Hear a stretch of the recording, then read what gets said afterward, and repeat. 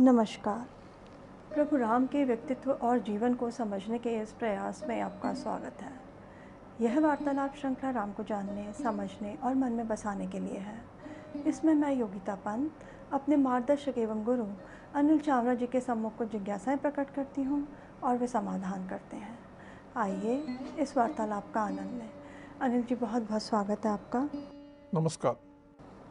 अनिल जी, पिछले प्रकरण में आपने बताया था कि राम जी से आश्वासन मिलने के बाद बाली का वध करने का आश्वासन मिलने के बाद सुग्रीव के मन में कुछ शंका हो रही थी राम जी को लेकर के कि वो बाली इतने बलवान और शक्तिशाली हैं और राम जी उनका वध कैसे कर पाएंगे। तो उसके पश्चात फिर क्या हुआ? हाँ, ये शंका की बात तुमने कही। ये बड़ी स्वाभाविक सी शंका है। मैं अपने एक मित्र के पास जाऊं कि कहूं कि मैं तेरा ये काम कर दूंगा, ये काम कर दूंगा, कहेगा बहुत अच्छे विचार हैं तुम्हारे, बहुत अच्छा करते हो, लेकिन तुम्हारी करने की क्षमता भी है कि नहीं है? केवल मुझे खुश करने के लिए तो नहीं कह रहे। और यहाँ पर मामला और गंभीर था।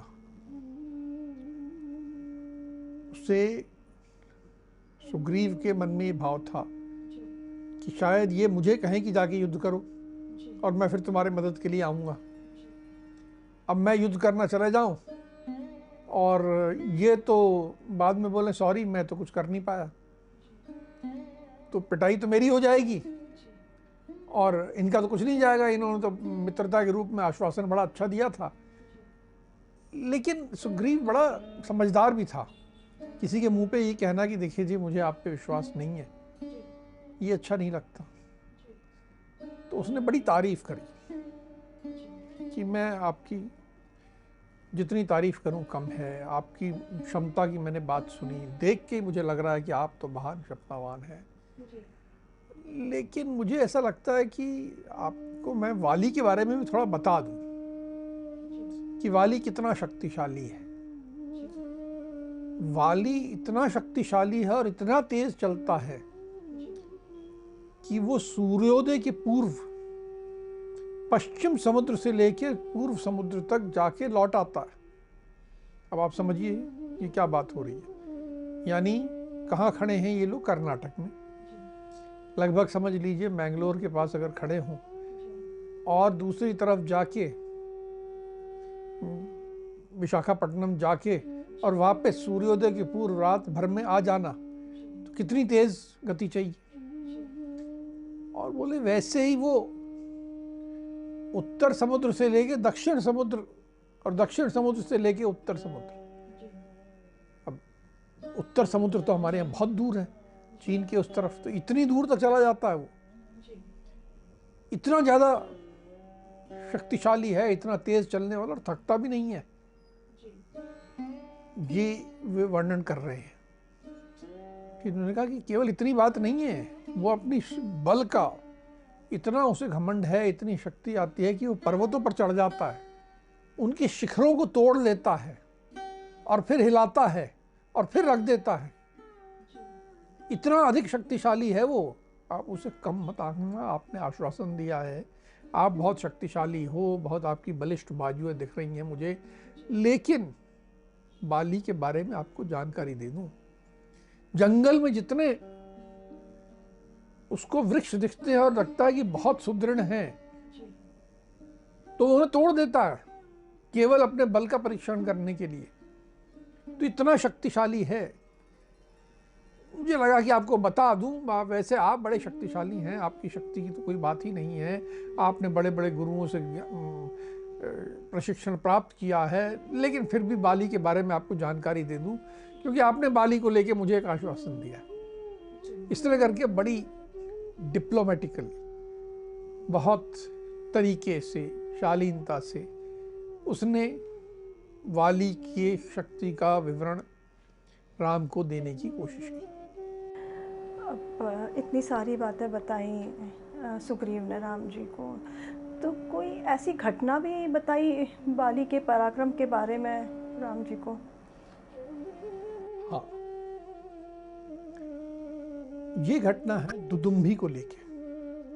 दुदुम्भी दानव था और पिछले प्रकरण में हमने जिस मायावी की बात सुनी उसका छोटा भाई था, भयंकर शक्तिशाली, अपने शक्ति के नशे में चूर। ये इसका प्रिय रूप था, जिस रूप को धारण करके रहता था वो भैंसे का रूप धारण करके रहता था, विशाल भैंसा बन के रहता था। कहते हैं कि इसको कोई वर भी मिला हुआ था, वर का विवरण ठीक नहीं मिलता, पर कोई वर भी था जिसके कारण ये और ज़्यादा अपना मदमस्त हो गया था। मदमस्त होके ये एक बार समुद्र के पास गया और समुद्र से कहा कि मैं युद्ध करने के लिए मुझे कोई उपयुक्त दिखता नहीं है, मैं तुमसे युद्ध करना चाहता हूँ, मुझे अवसर प्रदान करो। समुद्र आया, उसने कहा कि मैं तो युद्ध करने के लिए नहीं बना हूँ, मैं युद्ध नहीं करता हूँ। तुम्हें युद्ध करना है, तुम्हारे लिए उपयुक्त योद्धा जो है वो तो हिमालय है। तुम हिमालय पे चले जाओ और हिमालय से युद्ध करो, वे तुम्हारे लिए उपयुक्त होंगे। तो ये दुदुम्भी भैंसा जो है तत्काल आकाश मार्ग से हिमालय पहुंच गया और हिमालय में पर्वतों से सींगे टकराने लगा और इसने कहा कि हे हिमालय, मुझे युद्ध के लिए प्रस्तुत हो और मुझसे युद्ध करो। तो हिमालय देव स्वयं आए और कहा कि मेरे यहाँ तो सब तपस्वी लोग निवास करते हैं, मैंने आज तक कभी युद्ध किया नहीं है और मैं युद्ध करना जानता भी नहीं हूँ। वैसे तुम्हें युद्ध करना है, तुम्हारी युद्ध की पिपासा है तो एक ही जगह शांत हो सकती है, और वो दक्षिण में एक राजा है जो कि वानरों का राजा है, जिसका नाम वाली है, उसके पास पहुंच जाओ। तो दुदुम्भी प्रसन्न हो गया कि वाह, ये मुझे अपने टक्कर का कोई मिला है। तो ये वहाँ पहुँचा और उस समय जब पहुँचा तो रात्रि का प्रारंभ काल था। वाली अपने जहाँ स्त्रियों के साथ आमोद प्रमोद कर रहा था, कुछ मदिरा पी रहा था, सब कर रहा था। तो ये आया, चिल्लाने लगा कि मैं तुझसे युद्ध करने आया हूँ, आजा। वाली निकल के बाहर आया तो इसने कहा कि मैं तुझसे युद्ध करने आया हूँ, संध्या काल हो गया है, मेरी युद्ध की पिपासा इतनी ज़्यादा है कि मैं वैसे सुबह तक इंतज़ार नहीं कर सकता, पर मैं तुझे सुबह तक का मौका देता हूँ। तुझे जो करना है कर ले, तू जो शराब पीनी है वो पी ले, जो स्त्रियों के साथ आमोद प्रमोद करना है, जो क्रीड़ा करनी है वो कर ले, अपनी इच्छाएं पूरी कर ले आज रात को, क्योंकि कल सुबह मैं तेरा वध करूँगा। ये सुन के वाली तो आग बबूला हो गया, कोई मेरा ऐसे अपमान कर रहा है। उसकी सब स्त्रियां हैं, परिवार है, सब खड़े हुए हैं और उसके सामने ऐसा मेरा अपमान। तो वाली ने कहा कि तू क्या समझता है, मैंने हाँ कुछ मदिरा पी है, पर युद्ध काल में योद्धा तो मदिरा पी के और मदमस्त हो जाते हैं और युद्ध करते हैं, बस उतना ही मैंने औषधि रूप में ही पान किया है। तू ये मत सोच कि मैं तेरे से युद्ध करने के लिए तैयार नहीं हूं, मैं तो युद्ध करने के लिए तैयार हूं। तूने मुझे ललकारा है और अब तू यहां से जीवित नहीं जाएगा। ये कह के वाली आगे बढ़ा और उसने दुदुम्भी के दोनों सींग पकड़े और घुमा के पूरे शरीर को जमीन पे पटका। उसके शरीर से जगह जगह से लहू निकलने लगा। फिर उनके बीच में घोर संग्राम प्रारंभ हो गया। कुल मिला के वाली ने दुदुम्भी पे बहुत वार किए और उसके अंग अंग से खून निकलने लगा, और फिर उसके ऊपर चढ़ के उसने ऐसा उसके शरीर को तोड़ा कि उसका अंग अंग टूट गया और उसके प्राण निकल गए, वे मारा गया दुदुम्भी। दुदुम्भी के मरने के पश्चात फिर क्या हुआ? दुदुम्भी के मरने के पश्चात वाली बहुत क्रोध में था और उसको अपने शक्ति का बहुत अहंकार भी था। उसने जो वाली के सामने जो दुदुम्भी का शरीर था दुदुम्बी के उस विशाल काय भैंसे के शरीर को उठाया और सहज रूप से फेंका, तो वो दूर 1 योजन दूर जाकर वन में गिरा। जो वन में गिरा तो वो मतंग ऋषि के आश्रम पे खून की बूंदें टपकाते हुए गिरा। जिंदा लाश थी वो, जिंदा यानी अभी मरा था, तो उसमें से खून जैसे बह रहा था। उस बहती खून की लाश को फेंका तो खून चारों तरफ फेंका जाएगा, बूंदें गिरेंगी। तो वे बूंदें ऋषि मतंग के आश्रम पे सब गिरती हुई गई। ऋषि मतंग आग बबूला हो गए कि ये किसने ये धृष्टता की है कि हमारे आश्रम को अपवित्र करने का ये किसने किया है। त्रिकालदर्शी थे, समझ गए कि ये वाली नाम का वानर राज है, तो उन्होंने तत्काल श्राप दिया कि जिस किसी ने ये धृष्टता की है वह इस वन में प्रवेश ना करे। अगर इस वन में प्रवेश करेगा तो उसका तत्काल वध हो जाएगा और उसका कोई सचिव, उसका कोई सहायक भी इस वन में प्रवेश ना करे। अगर करेगा तो उसके साथ भी ऐसा।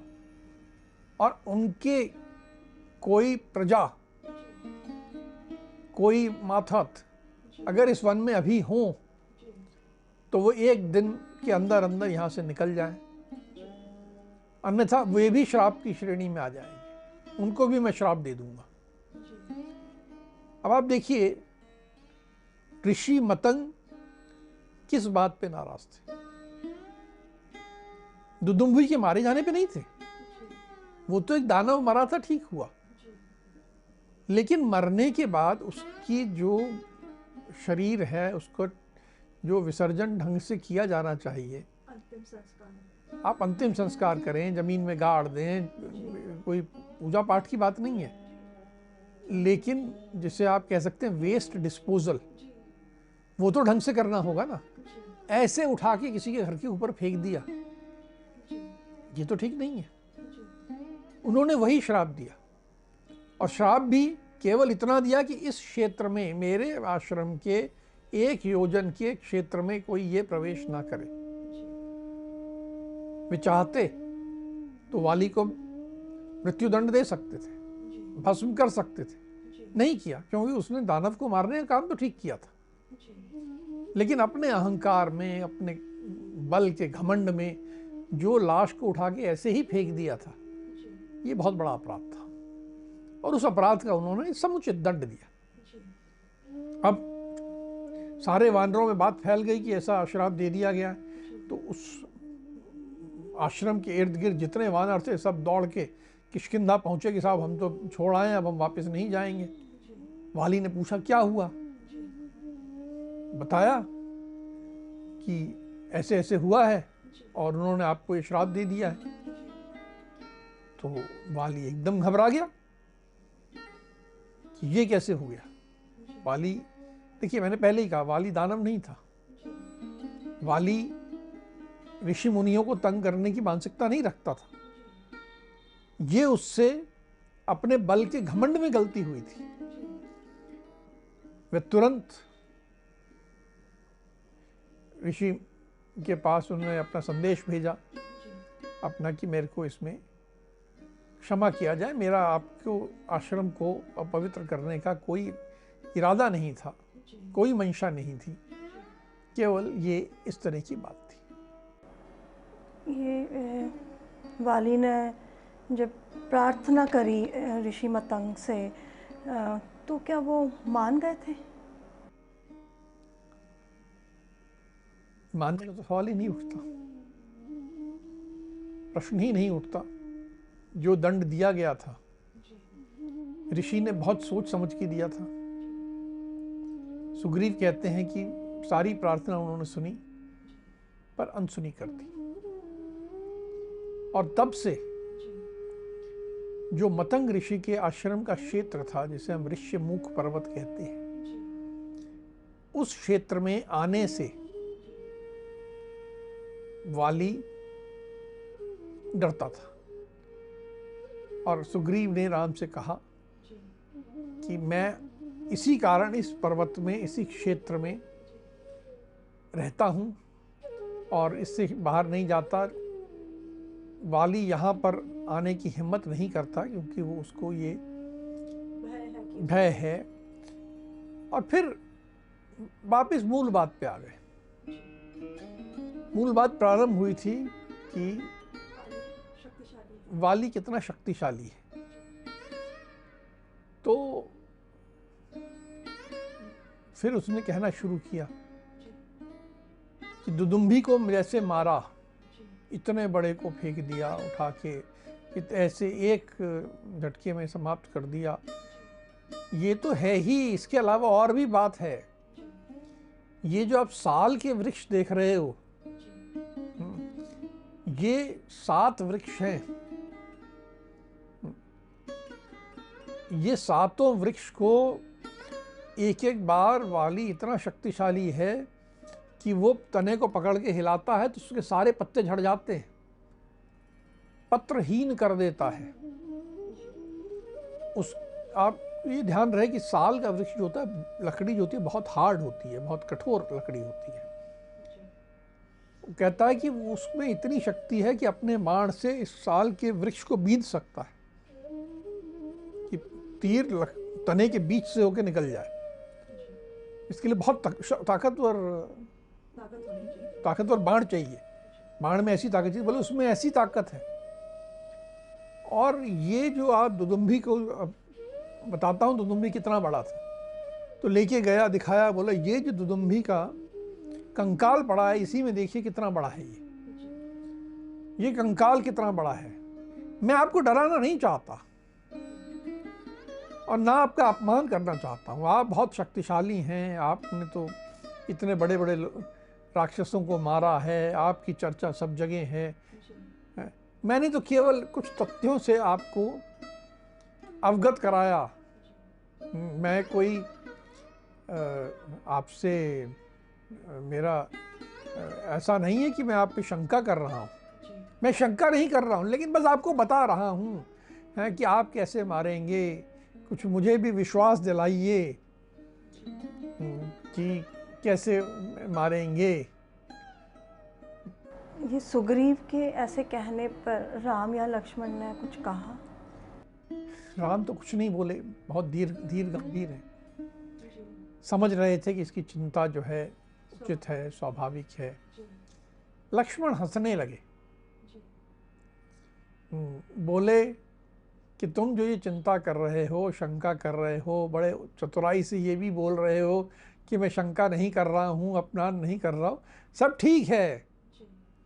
तुम तो ये बताओ कि हम क्या करें कि तुमको विश्वास हो जाए कि राम जो है वाली का वध कर सकते हैं। ये तुम बताओ कि हम कैसे विश्वास दिलाएं। हमने तो कह दिया कि हम मारेंगे, अब तुम कहते हो कि वो बहुत ताकतवर है, तो जरा हमें बता दो कि हम क्या करें कि वो तुमको विश्वास हो जाए। तो अब बात उन्होंने वापस सुग्रीव पे डाल दी। जी। तो लक्ष्मण की बात सुनने के बाद फिर सुग्रीव ने क्या उत्तर दिया? अब सुग्रीव ने थोड़ा सा और खुल गया, क्योंकि उसको कह दिया गया था और कहीं राम अपमानित होके, क्रोधित होके कुछ उसका उत्तर नहीं दे रहे थे, सुन रहे थे। तो अब थोड़ा उसमें हिम्मत आई और उसने कहा, साहब 2 बातें हैं बस। ये जो इतना बड़ा कंकाल पड़ा है, आप ऐसा करिए कि इसकी एक हड्डी को अपने पांव से उछाल के 200 धनुष दूर फेंक दीजिए। क्योंकि वो कंकाल इतना बड़ा था कि उसकी एक हड्डी को उठा के दूर फेंकना बहुत शक्ति की बात थी।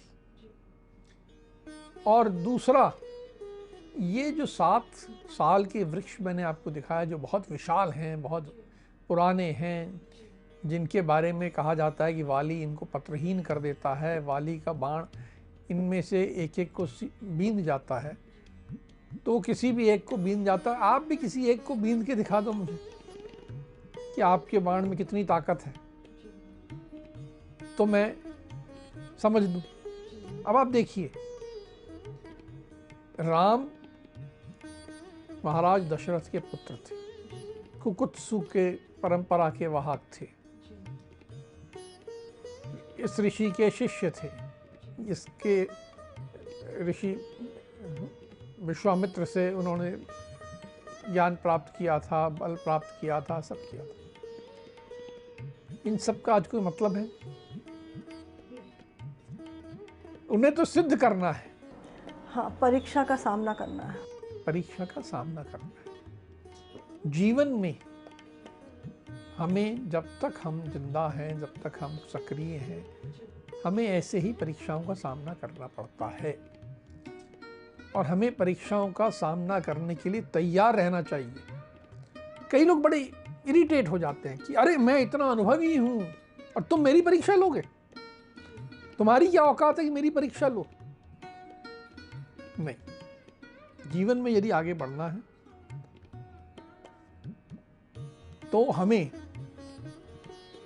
हर कदम पे ऐसी चुनौतियों, परीक्षाओं का सामना करना चाहिए। सुग्रीव की इस परीक्षा का राम जी ने क्या सामना किया? बिल्कुल किया। यही तो राम की महानता है। आज जैसे बहुत से लोग, हम लोग एक उदाहरण दे सकते हैं, मैं अपनी प्रोफेशन का भी उदाहरण दे सकता हूँ, लेकिन मैं अपनी प्रोफेशन का ना देके फिल्म इंडस्ट्री का देता हूँ। एक एक्टर जब थोड़ा सक्सेसफुल हो जाता है तो वो बोलता है मैं ऑडिशन नहीं देता, क्योंकि मैं तो सफल हूँ। पर यहाँ राम ने ऐसा नहीं कहा। राम ने कहा हाँ, ये कौन सी बड़ी बात है, तुमने 2 परीक्षाएं दी हैं, मैं एक का तो ऐसे ही कर देता हूँ अभी। और उन्होंने अपने टांग से वो दुदुम्बी की एक बड़ी सी हड्डी थी, वो उछाली तो वो 1 योजन दूर जाके गिरी। तो बोले अब बताओ, अब तुम संतुष्ट हो? सुग्रीव का मन बदल गया। सुग्रीव ने वैसे तो 2 दिए थे परीक्षा और कहा था कोई एक कर लीजिए, हैं, वो कहते हैं ना 1 आउट ऑफ 2 क्वेश्चन आंसर करने थे, लेकिन उन्होंने कहा नहीं, ये तो साहब ये तो आसान वाला था। अब बाली इतना बड़ा, उसने पूरा शरीर उठा के फेंका था। उस शरीर में तो मांस था, खून था, और अब तो ये तो सूखा कंकाल है, और उसकी भी एक हड्डी आपने फेंक दी। तो इसमें आप बोल रहे हो कि वाली को मार लो, ये तो मुझे समझ में नहीं आ रही। तो राम हंसने लगे कि ये देखो, अभी तो एक परीक्षा दी बोली थी, अब दूसरी पे कह रहा है कि जरूर करो। अब पहले हंसे, फिर गंभीर हुए। गंभीर होकर उन्होंने अपना एक बाण निकाला, और सुग्रीव ने तो कहा था किसी एक पेड़ को बीनने की बात। उन्होंने बाण निकाला, और जो बाण छोड़ा तो वो उनकी आंखों के सामने एक के बाद एक 7 पेड़ों को बींद के फिर धरती के नीचे गया, और धरती की 7 परतों को बींद के वापस घूम के वापस उसी तरकस में आ गया। और देखकर सुग्रीव दंग रह गया कि ये आपने क्या किया। अब सुग्रीव को विश्वास हुआ कि ये जो बैठे हैं ये वाली का वध कर सकते हैं। जी, राम जी का ये अनोखा कार्य देख करके तो सुग्रीव को उनकी क्षमता पे यकीन हो गया। फिर उसके बाद क्या हुआ? अब उसको विश्वास हो गया। अब उसने कहा कि हाँ, आप किसी को भी मार सकते हो। अब मुझे विश्वास है कि मुझे आप पे शंका नहीं करनी चाहिए। आप वाली को मारने के लिए पूरी तरह सक्षम हो। वाली तो इंद्र का पुत्र है। जब राम ने इस तरह का पराक्रम दिखाया तो सुग्रीव हक्का बक्का रह गया। उसे विश्वास हुआ कि वास्तव में ये वाली का वध करने के लिए पूर्णतः सक्षम है। राम ने अपनी क्षमता सिद्ध कर दी थी। उसके बाद सुग्रीव ने राम से कहा कि आप वास्तव में सक्षम हैं, आप तो वाली जो कि इंद्र का पुत्र है उसका तो क्या, आप तो इंद्र का भी वध कर सकते हैं। अब आप मुझे आदेश दें कि अब मुझे क्या करना चाहिए। आप जैसा आदेश देंगे मैं उसका पालन करूंगा। तो राम ने उसे कहा कि देखो, मैंने तुम्हें कहा है कि आज ही मैं वाली का वध करना चाहता हूं, तो अब तुम ऐसा करो कि जाओ किष्किंधा और किष्किंधा जाके वाली को युद्ध के लिए ललकारो। जब वो बाहर आएगा तब मैं उसका वध करूंगा। और सुग्रीव ने कहा ठीक है, अगर ऐसा है तो मैं तुरंत चलता हूं। सीधा सुग्रीव में हिम्मत आ गई और वह किष्किंधा के द्वार पे जाके वाली को ललकारने लगा। फिर क्या सुग्रीव और वाली का युद्ध हुआ?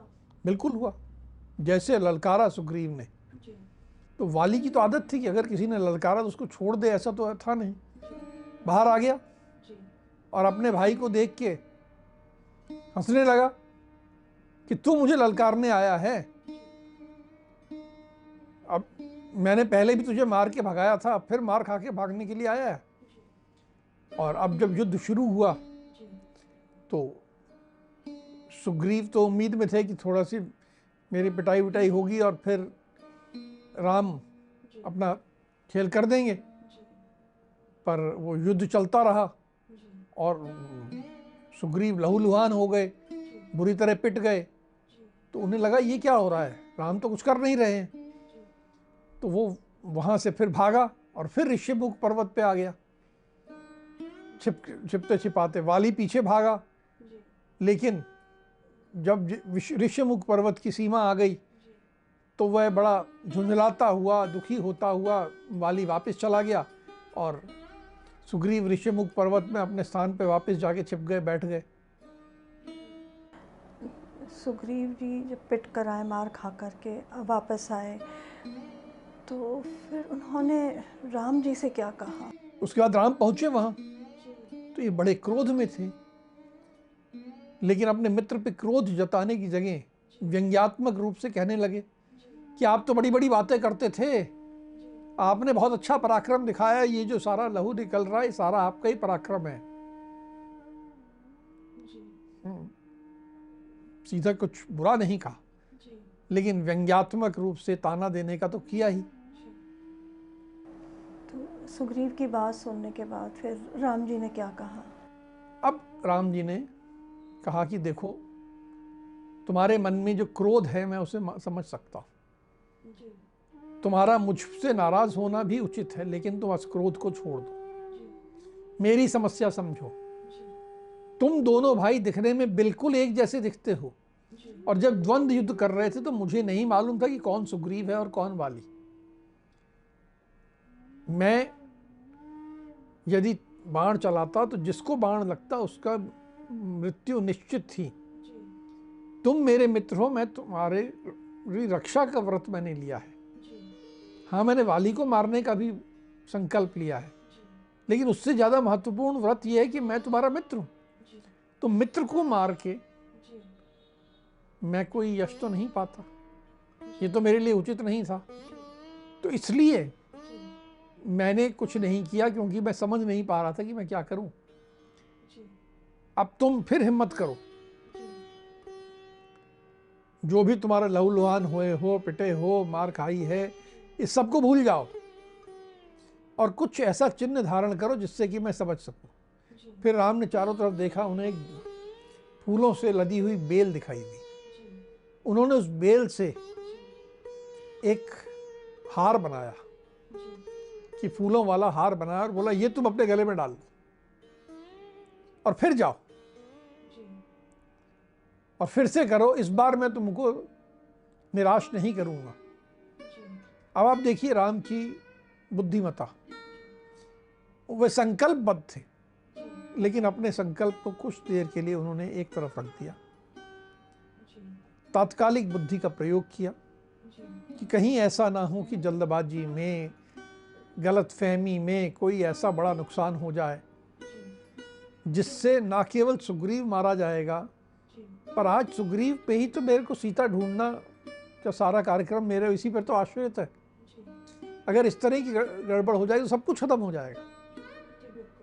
तो ये राम की बुद्धिमता, तात्कालिक बुद्धि दिखती है। हम अगले प्रकरण में वाली के साथ क्या हुआ, जब फिर से सुग्रीव गए तो क्या हुआ, ये अगले प्रकरण में पूरे ध्यान से सुनेंगे। अनिल जी, आज के प्रकरण में हमने राम जी के दो रूप देखे। एक तो परीक्षा देते हुए और परीक्षा का सामना करते हुए, और दूसरा जो था युद्ध के समय तात्कालिक बुद्धि का प्रयोग करते हुए। ये दोनों ही बात हम सबके लिए शिक्षाप्रद है। अब हम आज की चर्चा को यहीं विराम देते हैं। अगली कड़ी में राम के जीवन से जुड़े कुछ अनछुए पहलुओं के साथ हम दोनों फिर उपस्थित होंगे। राम राम। राम राम।